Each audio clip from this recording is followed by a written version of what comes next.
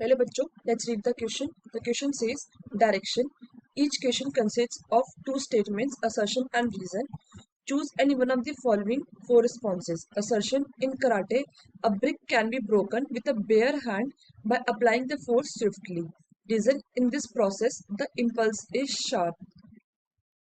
Now, firstly, the key concept is कि impulse क्या होता है?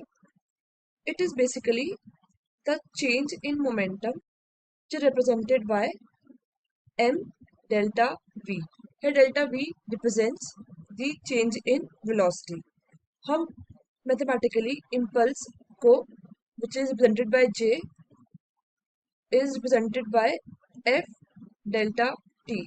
Delta t represents change in time and f is force.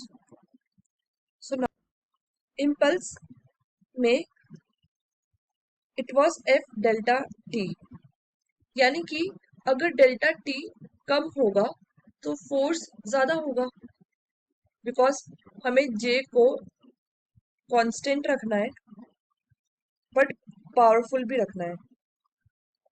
तो जितना ज्यादा फोर्स होगा उतना ज्यादा there will be breakage of the brick.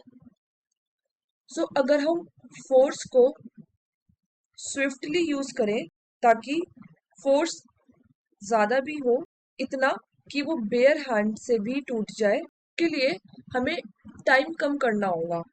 So usually जो कराटे मैन होते हैं they use the principle of the momentum, ताकि momentum of hand gets transferred to the heap of bricks for a short duration of time, जिससे huge impact पड़ता है of force on the BRICS.